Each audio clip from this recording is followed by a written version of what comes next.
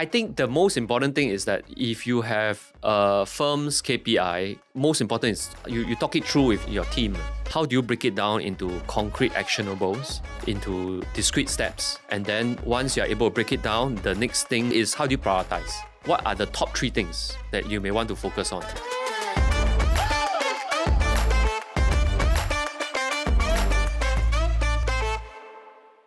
Welcome back to another episode of Wise and Shine. I'm your host, Dawn, SG Budget Babe, and I have an old face. Yes, old face. I'm the co-host, Reggie, aka your Chief Financial Coconut. Old already, yes. I'm supposed to retire from this show, but I'm back, right? But very happy to be in today's episode because it is a problem that I'm struggling with, right? Setting targets, setting KPIs, distributing the KPI, building the buy-in for everybody. It's all these are new problems for me. So I'm very happy to be an accidental co-host today with you. Yeah. Accidental. Are you sure it's not deliberate? You came back because of our guest. Don't corner me like that. So we have someone whom you guys might recognize on the show today, and we're going to tap his insights to understand more about this topic as well as how to master leadership. So for our audience who may not be familiar with you, would you like to introduce yourself? Hi, I'm Yip Hon Weng. I'm the Member of Parliament for Yio Chu Kang SMC. I also work in Temasek, which is a global investment firm, currently looking at human capital strategies and policies. Yeah. Oh, so you're the right person. Human capital and sports strategy. This is exactly what it is. And prior to that, through your career, you had several roles at different firms.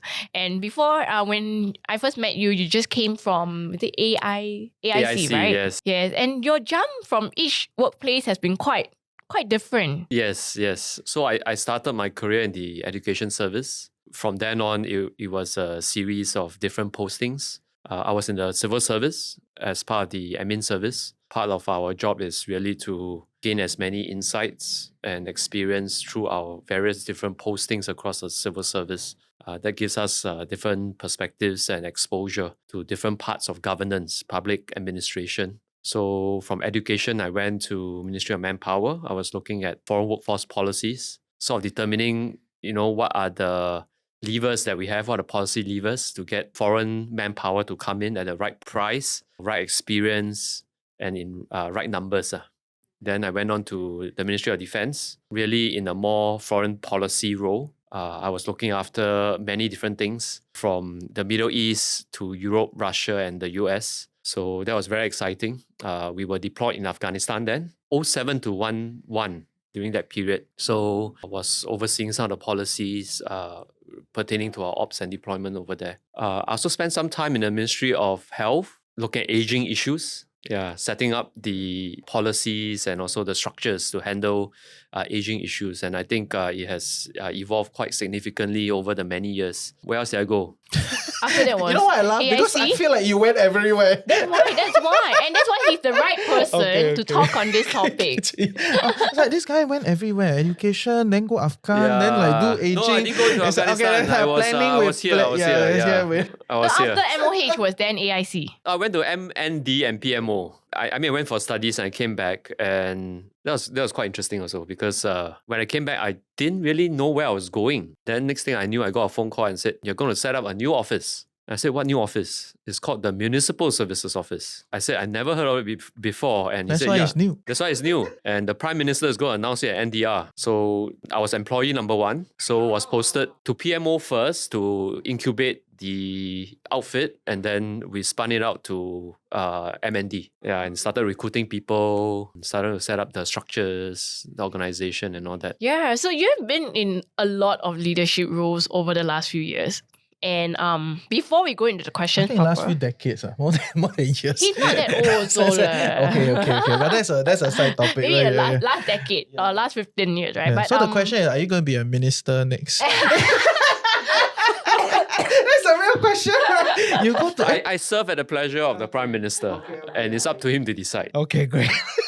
I know you have 5 children. Yes, I have 5 children. Which is crazy when you think about the average number of children that most Singapore households have in this era. So I want to ask, how do you balance such a demanding career, being posted everywhere, so many new things, setting up structures and systems are not easy, while still handling all your kids at the same time? Well, I guess it's maybe I just share a story. You heard of the story of the rocks, the pebbles, and sand. How do you maximize them in a container? Which one do you put first? The rocks. Put the sand first. Put the sand first. Why? Because they are the most fine, right? So they were set at the bottom already. And then everything gets stacked onto it. Shouldn't the sand be the last because they can trickle into the holes? Okay, fair. But no. But the right question is, what's the KPI here? We never decide. Yeah, what's the KPI, right? The KPI is to fit as much as possible. Okay, now into the container. You put the rocks first. So, I mean, it's really an analogy of what we should do in terms of how we prioritize life and the things we do in life. So the what rocks, is the rock pebbles? The rocks are, I would say, are the most important things, the bigger pieces, the important facets of life that are important to you. That should be your first priority if you want to fill the container. So it should be the rocks first, followed by the pebbles. The sand will go in last because they are the ones that fill in the spaces that are left over. So if you ask what are the most important things, really is the rocks. And for me, most important thing is family. I think you will have many guests who come here and tell you the same thing, right? What do you Everybody prioritize? profess their love for the family. I'm not saying it's wrong. Yeah. It's really the family, and you put that first, followed by other priorities that you have. Maybe your work, maybe your constituency work. Your sand would be things that maybe you can do without. And sometimes in life, you have to prioritize. And I would say that is really one of the most important things. This is an analogy that has some lessons for us. So in terms of a day, maybe a week or a month's calendar, you should prioritize what are important, your kids' birthdays, your kids' events, going out with your wife, things like that. Sort those in first, and then the other parts will come in. And I think that is how, according to what you say, it's how do I manage my time? That is one strategy I use. So really it's the ability to prioritize. And maybe secondly also, it's purposefulness. Let's be honest, most people have some free time. And during those free time, you watch Netflix, you play your phone. Do you watch Netflix? You got time to watch Netflix, man? Very seldom. Very, very seldom. Play your phone or play computer game and all that. So I think as you get busier, you need to be a bit more purposeful in the things that you do. So I think some of the discretionary things that you do, maybe you have to deprioritize those. Fair. Yeah. So would you say that your team is your family? I think so. Because a lot of people also profess this family together, we are, one team. Yeah. So I shared about 2 P's already. The last P is really partners. So who are your partners? People who are able to work with you, who share the load with you. And circling back to your point about family. So in my home, my wife is my partner, a very good partner. So we have different roles to play. For instance, early in the morning is my role, my duty to send the kids to school. And then it is her role to bring them home. There are certain things that we help each other out. Sometimes when she's not around, I'll help to do certain things, clean the fans, bring the kids to school. Right. Okay, so on to the question now. I love how we did not even bother defining KPIs. It just shows how corporate our audience is, right? KPI, everybody know what is a KPI, right? But so I mean, there are many different ways of defining exactly. KPIs. I want to kind of understand what is a good definition of a KPI. I mean, the most used metric is smart KPIs. Something that's specific, so must measure, measurable, achievable, realistic, time bound, things like that. So in the government, you also use this? These are rules of thumb. These are rules of thumb rather than something very airy, something very fluffy, which you can't really pin it down. You can't really measure. I mean, I circle back to my earlier point. I think your role as a manager is really to translate some of the firm's larger purpose kind of goals down to very specific, very measurable KPIs, which your team, part of the organization, will need to achieve in order to meet some of these purposes. Yeah, it's true. Like when I think of how do I improve my audience experience, right? Then I have to think of okay, what am I measuring? Is listen through rate enough? How many people stay from the start to the end? Right. How do I look at email open rates? Right. Some of these very measurable things that have to be defined and passed to the team. In they must be measurable because if not, the airy-fairy things I also can feel everybody also got big ideas. I also have a different perspective from that, which is that not all work can be directly measurable. Not all work can be direct. I mean, in my past life as a civil servant, a lot of my roles were in quite policy-related roles. Sometimes you can't really put a finger to, how do you measure certain things? Social cohesion, things like that. How well we defend the country, there are certain things that you can't really put a finger to it. So then how do you run the team like that if you can't put you know what I mean? Like, yeah, I know what you mean. So sometimes it's really the ability to recognize the work that they do. KPIs can also be seen in a different perspective, which is like, outcome, output, or process.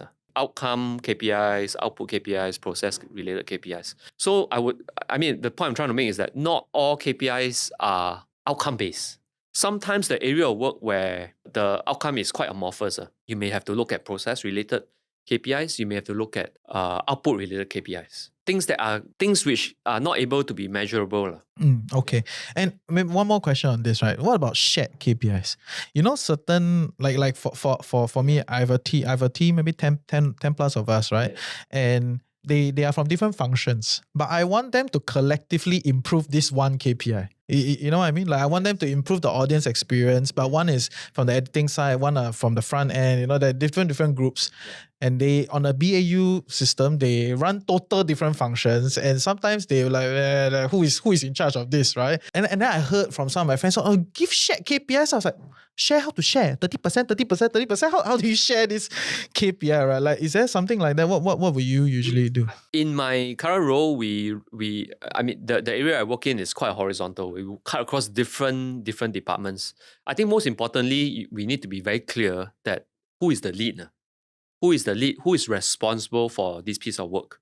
And to be responsible for this piece of work, who do you need to work with you? And perhaps the person may be from a different team. And that's how we sort of work through the different KPIs that we have. It may be shared, but more importantly is that we need to bring people along.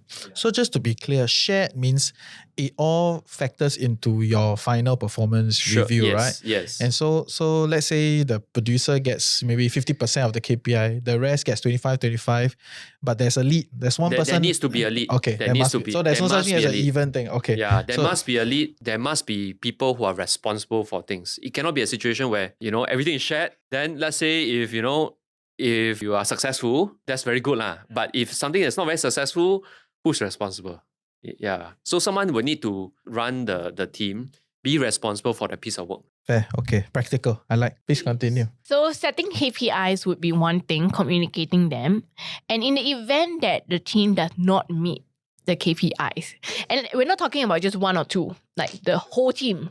So could it be then a KPI problem rather than a team problem? How should managers be dealing with this? I think that could be the case. Could be a KPI problem. That means you may not be measuring the right thing.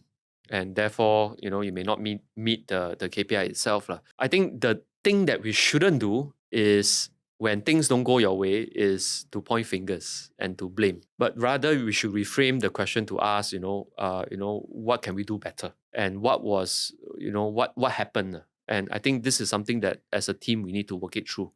Discuss, find out, get different perspectives, formulate the analysis of the situation, and then moving forward, what will you do differently? Yeah, can I get you to expand a little bit on that, right? Because we always say don't blame, right? Even within my own team, I also say don't. But at some point, you have to kind of find out what went wrong, what happened, and then you change that process, right? Or you kind of make adjustments to it, right? So what's the difference, from the like don't blame, and then I still gotta like do an investigation and try to understand what's going on. Where is that difference? Unless there's something that is, I wouldn't say maybe criminal or whatever, then I think, that's legal. That's legal. But I think if something didn't go the right way, most important is to find out what is the root cause, what happened, what can we do differently, and we need to have a period of reflection to find out exactly what has gone wrong, how can we do better. We should take it in that spirit rather than determining, hey, you never do this, you never do that, things like that. Yeah. So although you're the head of human capital, right? But would you then install a penalty? So let's say we in the process of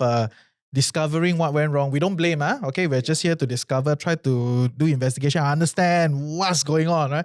And at some point, you will deduce something. It could be the process, it could be some negligence, it could be some people somewhere misallocate something. As long as it's not legal, it's bound within the company organization, right? Should penalties? I think in organizations, there will always be rewards and penalties. In my organization, we do 360. 360 feedback, we get feedback from your superiors, from your peers, as well as juniors. And that will allow us to have a more holistic and comprehensive view about your work performance, whether it meets certain KPIs or not. It may not be just one project. It may even be, your general attitude. This fella is not a team player, only gut tough. Not many people want to work with you. So you are able to see across. So I don't think we should assess based on one project. But in general, what is the overall attitude? What are your values? How do you look at things? How do you collaborate? What is your attitude towards certain things? And that allows us to form a more holistic view about the person's performance. Once you have formed that picture, the organization will decide whether, to reward you a lot or maybe not to reward you so much, which can also be seen as some form of penalty. Okay, fair. That is a very frank point of view, because most of the people want to make themselves sound very good and very like, oh yeah, so it's just love, empathy, but in truth of the matter is, as an organization, reward, penalty, all these is part and parcel of achieving that goal. That's right. I think we need to have understanding, because if you look at it in the corporate world, are you a high performing team or are you a family? Or we can't be always being a family where, everything goes wrong, it's okay, everything is fine, kumbaya and all that. But we also need to make sure that we bring value to the firm. We are able to help the firm to achieve its targets. You've been in a lot of roles, a lot of different firms, and you've seen many different types of leaders in your life. Can you let us know, what does good leadership look like? Especially for middle managers. So arbitrary. What is good leadership? Yeah, good. Such an arbitrary question. Good leadership. To me, someone who is a good leader ultimately, and not because I'm in HR, in human capital /HR, I think is always looking after the people. Someone told me this, which is still on my mind every single day, which is that people who quit the office don't quit because of the work. People quit people. If you are someone who cares for your officers, who cares for the people who work with you, and you're able to inspire them to do things, even though the pay may not be the best, the office condition may not be the best, they will stay with you. And more importantly, if they leave, they will remember you and they will come back perhaps and even work for you in a different role. So I think looking after people is the most important thing, in the corporate world. Okay, fair. And I think it's very hard to dispute against that lah. It's like the mantra on the street already, right? But when you run a big team, or when we run an organization, we all know that there are practical concerns, right? It's not a kumbaya situation. Everybody very happy all the time, right? There is the grind. There is limited resources. Some of your projects have to be cancelled because another project is doing better.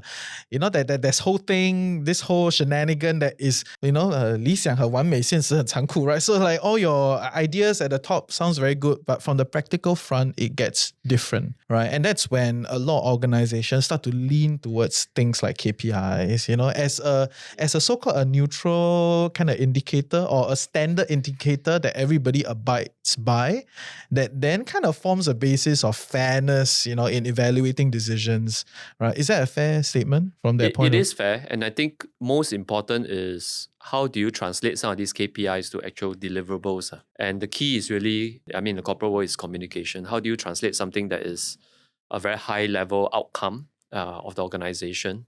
What's the organization's charter, purpose? How does that translate to someone's actual KPI and actual work? And really the key is communication. How do you do the communication? How do you translate that into something that people buy in? What is the thing that people are prepared to work towards? And I think that's very important, and that's where managers need to be very clear about.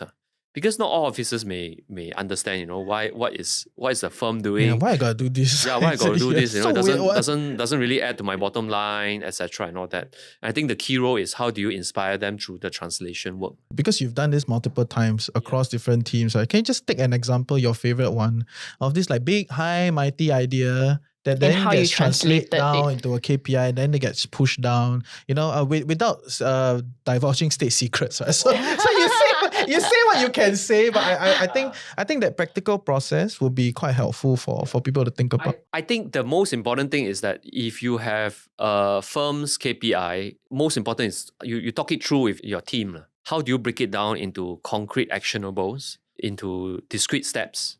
And then once you're able to break it down, the next thing, which I think many people don't really do, is how do you prioritize? What are the top 3 things? Or maybe even top 2 that you may want to focus on. Really focus on and doing, and don't really have really like top 2 things, then you have like maybe 5 sub-bullet points. That doesn't work. Yeah, so I mean, it's work plan season right now. So how do you break down the big KPI into small bits, and how do you prioritize? Hey, I hope you're enjoying Wise and Shine so far. I'm your host Reggie, aka your Chief Financial Coconut, and for us to continue to do this show so that you become a tad bit wiser every week, you gotta like, share, subscribe, help us beat the algorithm. But even more importantly, if you can, comment in the comment section below. Let us know your thoughts and also some questions that you would love us to answer. Yep, now back to the show. Is there a good number usually to work Or with? is there a way to kind of negotiate that KPI? Because sometimes in the mysterious boardroom, right, nobody knows what's going on. so I mean, we're not at the stage yet, right? So we look at them, I don't know what the hell they're talking about, right? I always believe in the power of 3. 3 things, just 3 things, nothing more, nothing less. What are your top 3 priorities? And even amongst the 3, what is your top priority? And then more importantly, how do you communicate downwards as well as upwards? And you need to find opportunities to share this with your superiors, as well as to amplify downwards to your officers. And how do you constantly do this? In fact, most of the time you are like an evangelist. So find whatever opportunity, if you are able to break down the firm's, big goals and, purpose to actionable priorities, ideally 3, and then prioritize them. And how do you energize your team with these priorities? What if 3 is not enough? Then I think the but for KPI some Who needs more? Who roles- needs more? Some roles you may need more. Like let's say for instance, customer service, right? Sure. Your turnaround time, your incident resolving time. There's quite a few different layers to it. So how, if we talk about 3 being the magic number, you could have 3 big overarching ones. How many sub points can you have? You try not to have too many sub points. And usually we are just going through a work plan season, right? What is a work plan? A plan is something that you have specific objectives. And if a work plan is everything under the sun, is not a plan at all, that means you are not really prioritizing what you do. So for this year, you can just say, these are the 3 things I want to do. These are my top 3 things. There are other things that, we may be doing as well, but these are not really my priorities. And what is different this year? What are the top things that I want to do differently this year? And I think that is a good plan versus one where you are doing everything at the same time. No, and I want to add to that, right? Because things like, ticketing time, turnaround, customer satisfaction, all these things, very fine, evaluation of the process, right, which I think your team has to do some of those. But they all lead to a higher KPI, usually, right? They all lead to a higher KPI, which is maybe customer satisfaction or, a even higher KPI called customer retention. So the KPIs actually at different level, right? It's all a stacking process, in my point of view, right? So your lowest 3 KPIs stacks to a higher KPI, from your manager, and then the manager got 3 KPIs stacks to a bigger manager KPI at the top, and then it just kind of moves along. Is that a fair statement? It's a fair statement. Maybe just one more thing to add. I think when you form your priorities, you form your outcomes, your plan as to what you want to do the next year, it is very important to get feedback from not only your team, other teams as well as your superiors, whether this is something that is worth doing. Do you think we are heading the right direction? Are there other things that we should do? And then also there needs to be some reflection about what you have done in the past. Were there missed opportunities, which maybe this year or next year we are able to fulfill them. So these are some of the things that we do as we work through some of these KPIs, making sure that we get the right outcomes for work. So how much can I push back on the KPI? Because now it's work plan season, right? Yeah. So that means the plan not fixed yet. If you participate at this juncture, you can affect the KPI. Is that a fair statement? Like, because there will definitely be KPIs from last year, right? Then you as a manager on the ground, maybe you think like, okay, this KPI just doesn't work anymore, right? Like it does not. On the employee on safety or the employee says that, right? Somebody says like, this thing are passé already. No one cares about this anymore. Times have changed. Let's move on. And how participatory should I, as a middle manager, participate in the process of setting the KPIs at the top? I think it's absolutely important and vital to involve the team. It cannot be a one-man decision or one-woman decision. You need to involve the team. As you rightly say, some of your team members may have a different perspective of whether the KPI works or is outdated, or maybe there's perhaps something else that you may not know that is important to track and is important to achieve. So communication, getting feedback is important for people and for the team to be one in terms of what we want to do. So these are very, very important things as we work towards a plan, come up with a strategy for the next year. In the last decade of your career, you have held many leadership positions. Can you share with us how exactly did you communicate to your managers that you were meeting these KPIs and hence got that visibility to get promoted or go into these leadership roles? How do you push that KPI, right? Like KPI is arbitrary. Okay, not say arbitrary, but it's set at a very far stage and then it gets passes down. But then there's this part where you got to sell the KPI, right? Yeah, let everybody know. I met the KPI. It's just, okay, good, great, BAU, move on. Yeah. But having a conversation that says, hey, I met the KPI and I should be promoted. I don't see it that way. Personally, I don't think we should go with the notion of, always showcasing your KPIs. The way I approach it is that I think it is important to find avenues where you can communicate what you do, how it aligns to the firm's purpose, how it aligns to the firm's goal at frequent junctures. You need to keep your superiors as well as your team always aligned in terms of what we are doing as a team. And it cannot be like the whole year only you do this one time. Hey, this is my report card. You do it one time, I think it's not sufficient. And you need to always have this sense of communication. You need to have frequent conversations, upwards, sidewards, as well as downwards. And it's also useful because you get feedback. You get information about how you're doing. Perhaps the direction you take may you may need to tweak a bit, and that's important. And I think once you have done that, once you continue to do that throughout the year, and if it's in the right direction, and if directionally as well as, it's really aligned to what the firm is doing, once that is quite aligned and people do like what you're doing, the rewards will come. I don't think you need to go with the intent that, hey, I'm doing this because I want to get promoted. No. If you do it that way, I think it's not right. Oh, interesting. Yeah. Interesting.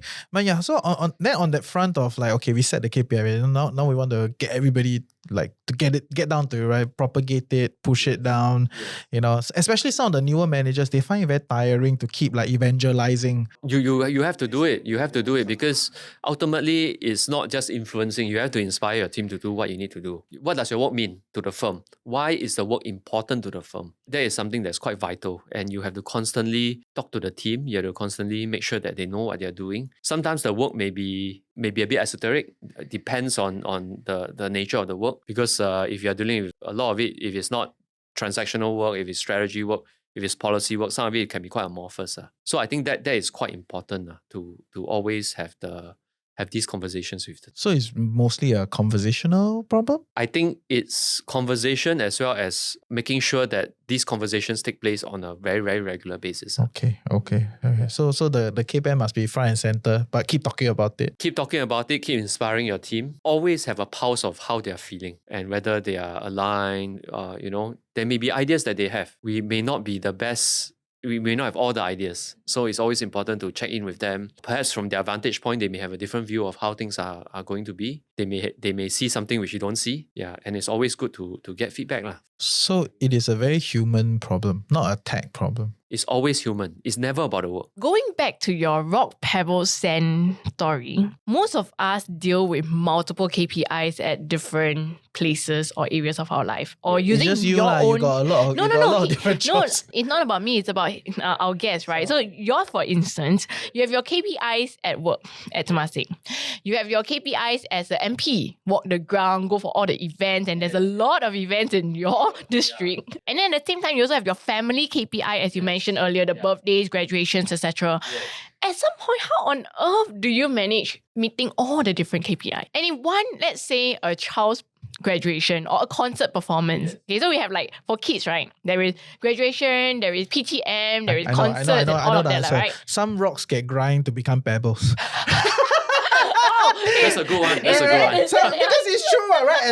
As the year move on, then the rock become like okay, pebble now, not so important. So some things like, okay, I also need to care for my parents. Of course, My of parents don't course. stay with me. Yes. 4 KPIs then. And I visit them once a week. That's a non-negotiable. Unless it's really I have to be somewhere else. That sounds negotiable.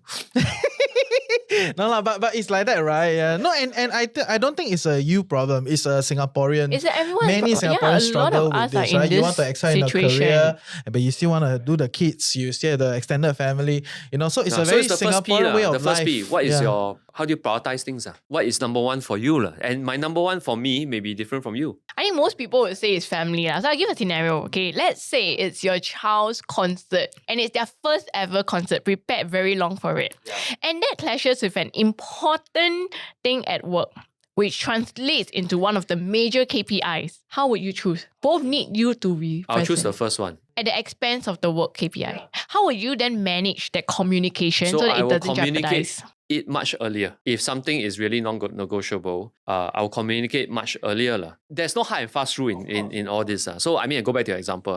It's a concert, first time concert and all that. Then in my mind, I would think, are there other opportunities besides? Maybe in the whole year there are like 5 concerts.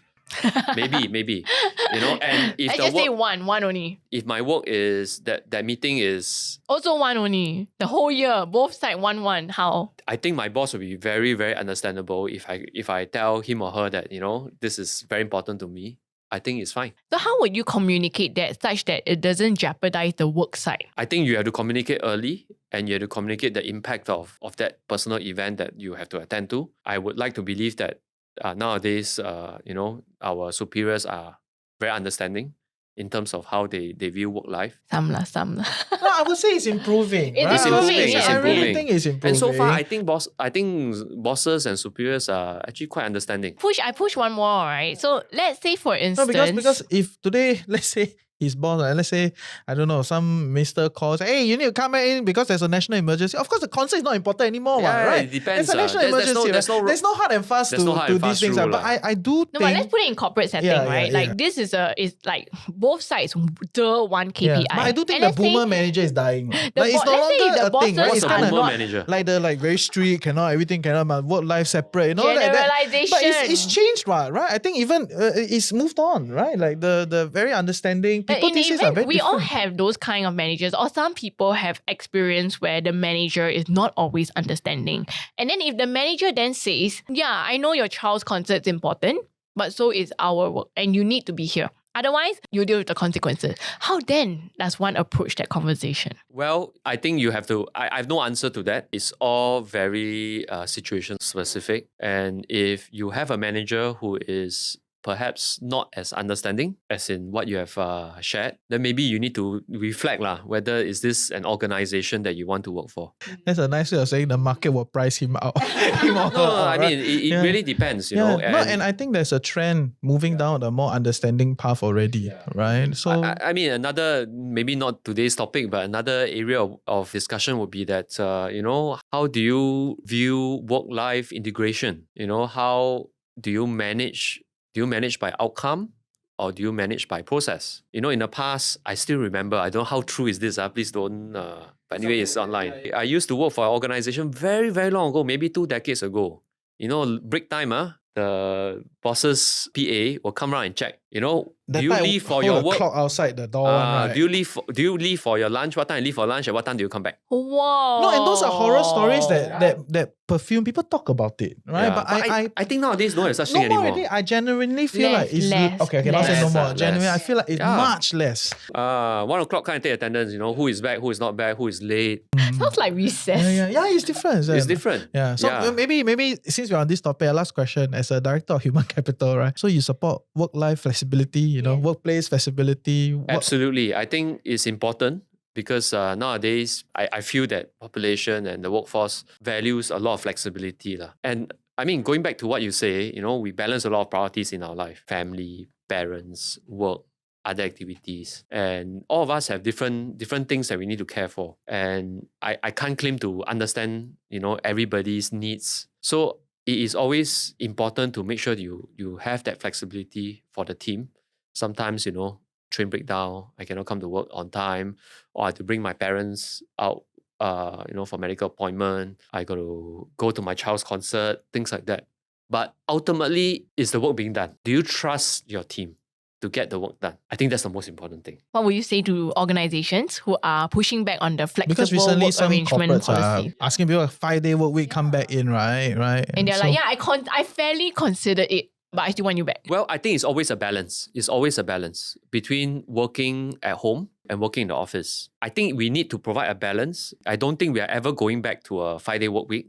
My firm practices a 4-day work week. So we have 1 day we can work from home and you can decide when you want to work from home. Because I do think that there are merits to working in the office, because ultimately we are all social beings. We need to make sure that we are together, and nothing beats a face-to-face conversation. I mean, I can be doing this podcast, in my home. different. It's different. The energy is Exactly. different. Energy is Yeah. different. We are all social beings. I can read you. I can read your facial expression, your body language, and all that. And we need to be next to people to, bounce ideas off, get different perspectives, and in order to improve and to move forward. So I don't think work can be done 100% remote. It's not possible. But yet, on the other hand, we need to be remote because of the certain priorities we talked about earlier. We have other things to look about, and obviously the younger generation would relish having this opportunity to be able to meet your KPIs as well as to tend to my other things at the same time. So it's always a balance. It's a balance between given the flexibility as well as being together with your colleagues in order to get things done. And I would say the COVID situation and after that, right, it has proven that you don't need to always be in the office. We can be equally productive. I think there's a lot of systems that show that we're not sacrificing productivity anymore. Absolutely. Right? So let us move forward, right? I think there is a lot of room to keep moving forward on this flexibility. Yeah, and I think as we move ahead with communicating these messages, trends, and KPIs, this generation and the generations after will be setting the trend for how work can be done better moving forward rather than going back to the days of old. Please don't. So it's always a balance. And I personally don't think we can go fully remote for most things. Yeah, some problems. Yeah. And I don't think we will ever go back to a fully physical workplace as well. And I hope so. Yeah. So, yeah.